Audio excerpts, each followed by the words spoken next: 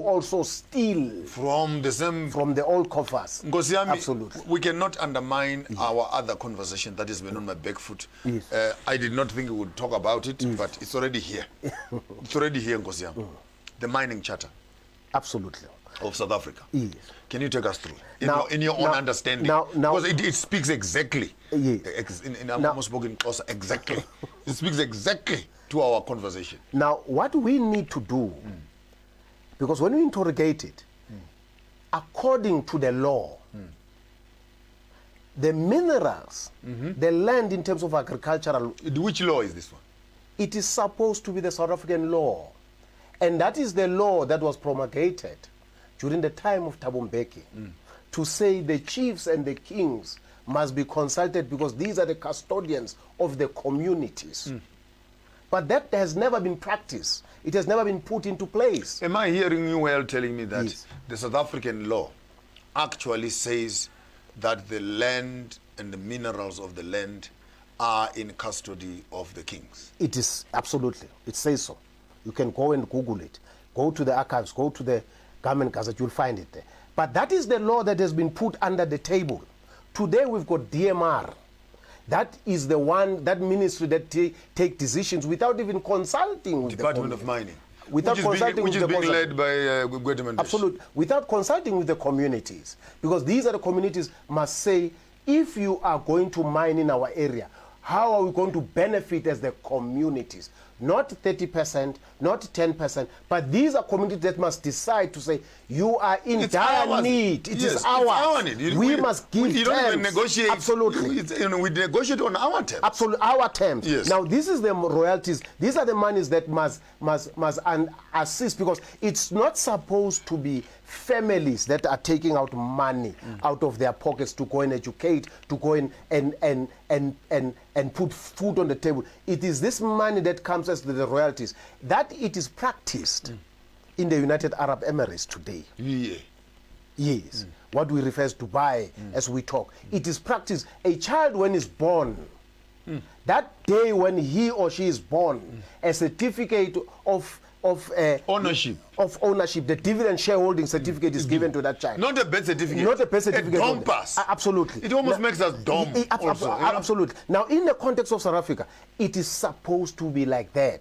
Let me tell you, we won't have these youth. We won't have these nyaupes, because these are the shareholders of South Africa. Of South Africa. These are the indigenous shareholders, mineral rights shareholders. Fishing rights. Absolutely. Fishing rights. Let's have some fun. Let's have some fun. Yes. Fishing rights. Now, in terms of the ocean. I'll guide you on this one. Yeah. Let's go for the fishing rights.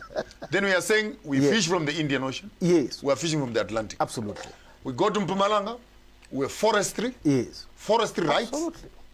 We go to water rights. Absolutely. We go to minerals. Yes. Mineral rights.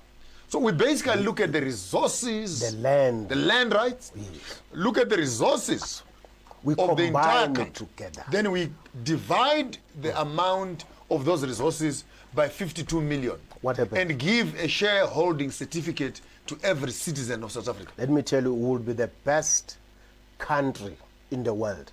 And that model could be borrowed by other countries in the continent.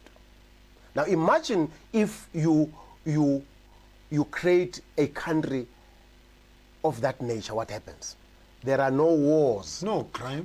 There's no crime. You won't buy people to go and create wars that are necessary. How can you say there's a crime when people are stealing bread? Absolutely. And milk in a shop? Then you say they are criminals. But these are shareholders. But these who are stealing billions. They say nothing about it. But they're stealing billions of who? Of these communities. Because today, somebody sits somewhere and decides to say, without even consulting with you, the owner of the land, I am going to seek a mining license for that DMR. From DMR. And then DMR then grants that permission. To them. Or a permit. And they come and dig in your land. Dig under your house. And they remove your graves, your title deeds, because graves are your title deeds. And then tomorrow they tell you, show us where your forefathers were buried.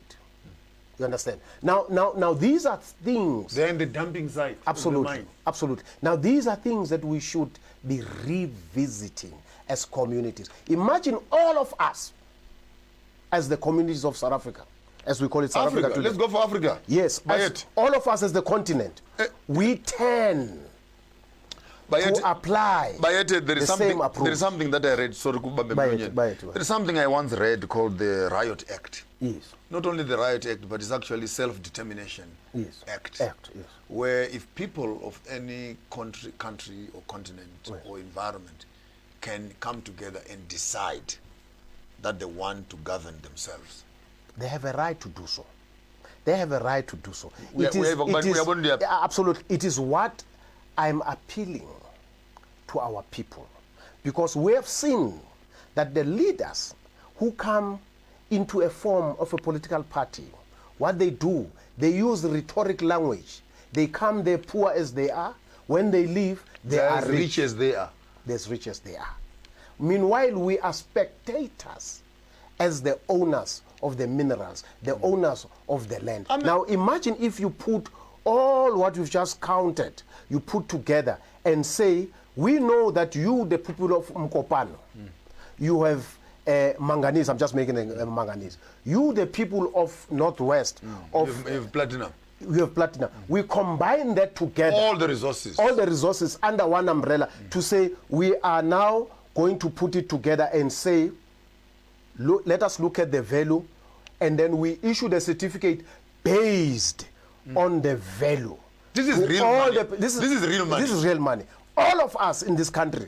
And if I want to go to the bank and get money, I can take my shareholder certificate and say, as a citizen, I am worth. Absolutely. But also another thing that we need to interrogate is the type of banking system that we need to revisit. As the very same people.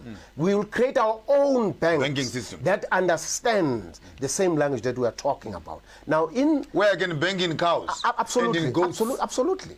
Now it depends. Now, when you look at also the livestock, you know, it just reminded me of something. It's another investment. Now, the British, when they stole from us, the Afrikaners, when they stole these cattle from us, they knew the value of those. And they've not returned them. Absolutely. Now imagine tomorrow if we wake up, all of us, we do away with our differences, our tribal differences. We come together and say, we need to form this particular forum. And all of us, we combine what we are owning as the communities. Because that is what was supposed to have been done in 1994. When we talk about the restoration. Because out of that, we would then have these particular board members who are the custodians of the community, who are mandated by the communities to say, this is how we would, because whoever is a political party must come and sell their ideas to these owners. To these owners. And these owners must say, you know what, we think who and who can be given a chance to be the one that we give him a contract for 5 years. In your own words, what was then this Truth and Reconciliation all about? Because I see very little that was reconciled. Nothing. It was just an act that we needed just to go through. Because what I want us to do in this country today, it is to go back to the drawing board. And all of us, we do away with our differences. We form ourselves into that body. And out of that body, we will then able to understand, to say, who are the owners of this land? And out of the owners of this land, we will then understand in the passport that we are going to be issuing as a constitutional monarch, to say these are the indigenous people of this land. And then we issue a type of passport. And then those who are not indigenous, who are residents in terms of non-residents, who are here to seek work, would be able also to give them the type of passport. We'll be able to differentiate so that we understand to say who are the rightful owners of this country. Bayete Bhungane is already in an advanced stage of coming up with a greater Embo kingdom, which will include not only Africans, but will also include Africans in diaspora. And the plans are already in an advanced stage. I think in the next few weeks, we should be able to start getting our cards to belong to this kingdom as we are mobilizing the greater African space, and particularly the South African space, putting together the royal houses together so that this conversation can actually begin to see its way into self-affirmation, self-governance, where a nation can actually stand up and face the constitutional, face the democratic constitution and say, we want a change. We want a change. From a democratic constitution to a royal monarchical constitution. Because they have a right to do so. We have because a right. this not even a right in Kosi. Absolutely. That's why we went to war. Well, that's why we went to war. We're not mixing words. Absolutely. When Zimbabwe, when ZANU-PF went to war, Zimbabwe, same in other countries. They said we are bringing Zimbabwe back. Absolutely. And these trucks that you are seeing that are carrying soldiers, we're going to use them for carrying manure. Absolutely. To go into your fields. Now the same trucks are being used for beating up the people. So now there's no need to fight, because if all of us, we understand that your relationship as a political leader, you are there employed for 5 years, and you have a contract with these communities for the next 5 years. But if we are not happy for what you have promised us to do, we as the communities again will come back together and say, I don't think you are relevant to be in this particular position. But in this case, it is not that.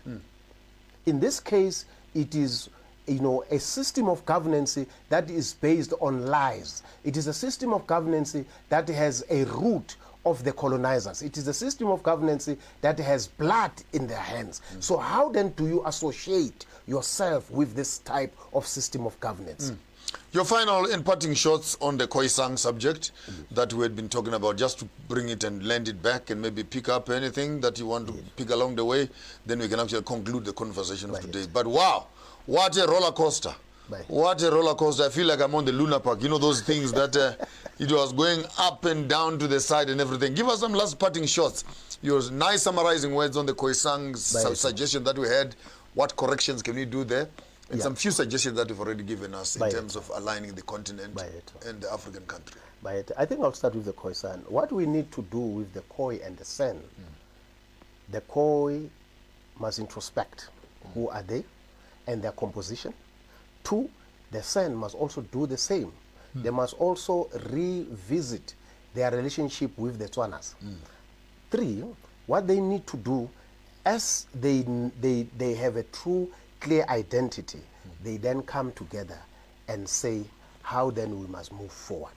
It is upon them, because remember what we have touched. And the law of self-determination will also allow them to say if you found yourself as a group. Absolutely. Now, in the current situation, there are problems, because if you look at the demographics of the Western Cape, the type of people that are there, you would have to question a lot. And then the other part that I would humble myself to say, in the continent, South Africa and the continent, what we need to do is to come together as communities and formulate structures based on communities, where we come as the communities, we form a universal forum where we would be talking about one voice. We don't need to be fighting against tribal divisions. These tribal wars. We are one people in this continent. We are born from Embo in the cradle of humankind. We are born as one people. We are Bantu people. Together with the Khoi and the San, we are one people. We come from one parent. All what we need to do is to find ourselves and chart a way forward and reclaim our birthright and say, this is the type of system that we would want as the people of this continent to govern us. Not a system that is chosen to us by colonizers, not a system that is paying allegiance to the people who have murdered, who have destroyed your cultures, your traditions, who has destroyed your being. What we need to do, together with the diasporas, we need to reclaim our destiny. We need to reconnect with our people, because these are people who are forcefully removed from their cultural attachment, from their birthright into where they are. These are our people. We need to come together as one and form what we call the nations of Embo. UKA. United Kingdoms of Africa. Coming together. Absolutely. Kings coming together. You rule wherever you are. Kings come together. As Queens kings come and together. queens will come together. You'll continue to rule, but what is key is that unity. We are working together. Creating a common financial zone. Absolutely. Creating a common army in the country. Absolutely. Creating a common passport. Creating a common currency. Creating a common university. Creating a common national army that supervises and protects the entire African continent. Words. And we will revive that institution of Mali. And remember, the Timbuktu. Remember, we are the Moors. We are the people who educated Europe. Why do you bring yourself at that level where you are now told by somebody that you taught? And your children are dying trying to run there. Wow. The words of King Bhungane here will always resound. Way after we are gone from this world, you're going to come back to this video again and watch it. Because this is the software that African children need to start understanding for the future that we are looking for as we are stepping into the global village. If you don't take this advice, you, my African people, are going to go into the global village as slaves. As slaves. And after your countries have been reduced into mine dumps, and your children are born into poverty, and you languish in the space of nothingness. Our intention for this conversation is to bring Africa together. How do we come together? Tswanas, Sutus, Xhosas, Ventas, Shonas, Ndebeles, Pedis, Kikuyus, Kiguyus, Igbos, Hutus, Tutsis, Senas, everybody. Bring the Bantu people together so that we can create that one big nation we all belong to. United Kingdoms of Africa simply means we throw away a constitutional democracy which came with colonialism, which allows for transition, and we take a monarchical constitution which makes governments accountable to the people. Your host, Maponga J, my guest, King Bhungane III, Chigaramboko, Ngwana Mashambahuda, chigwe chitedza chinokwigwana na mangwa ripedwa ntambana chomutambo uri paruware tisu na matanga kugara chigwe chitedza chinokwigwana wana mangwa ripedwa ntambana cho tisu wira miti ya soswe vana vatovera vana vamurenga. Until we see you again on another episode of Sankofa, don't go away. Other programs are waiting for you. And don't do what I wouldn't do. If you do it better.